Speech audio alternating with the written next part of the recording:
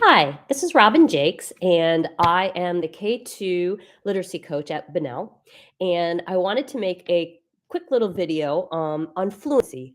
Fluency is really important as children learn to read, and I wanted to talk about like 5 super important ways that you can help your child in fluency. So, first, let's just talk a little bit about what fluency is. So, fluency is how a person speaks a sentence or words. When you're speaking with fluency, you are speaking at the appropriate speed. So, you don't want it too fast, you don't want it too slow.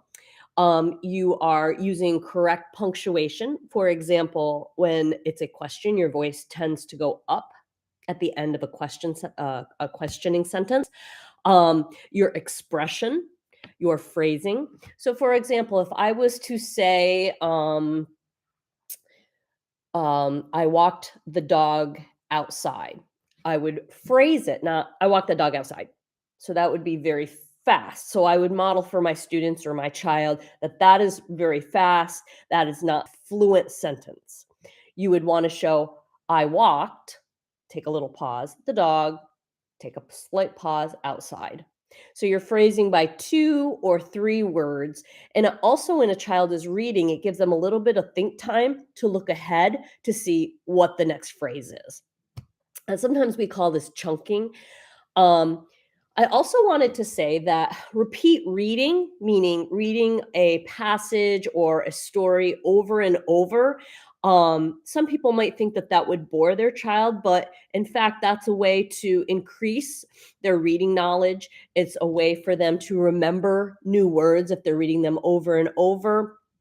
And rereading a story multiple times eventually will have them reading with correct fluency.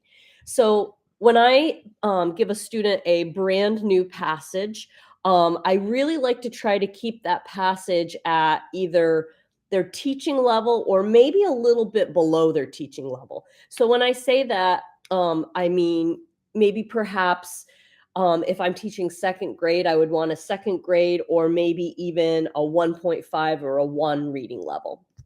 And the lower reading level will ensure that that technical level becomes fluent.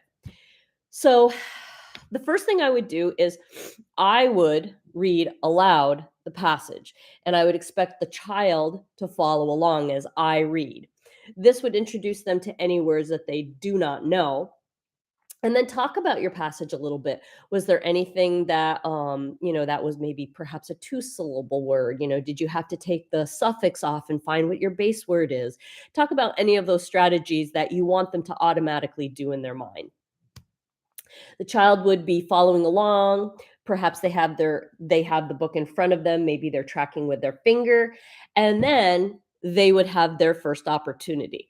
Now, on their opportunity, you would want to be there to support anything that they had a question about.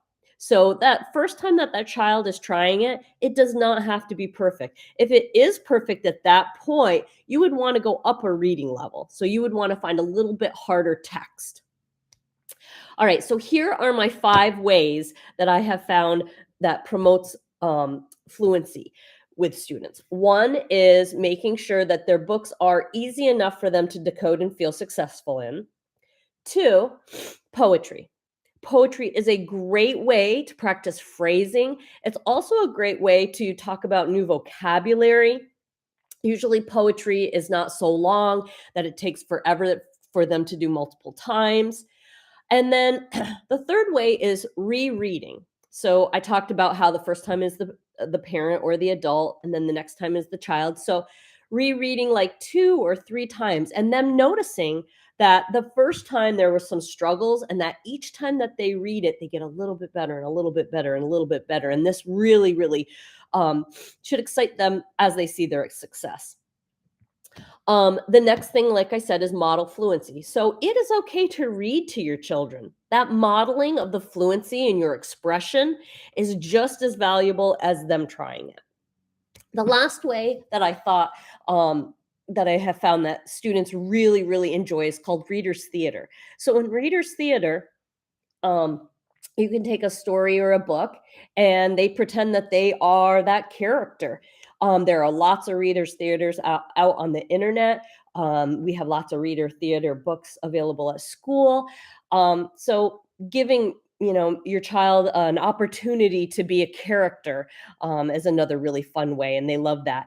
And you can even extend on it. You can extend to, like, let's build the setting, and can we dress up. I've done three billy goats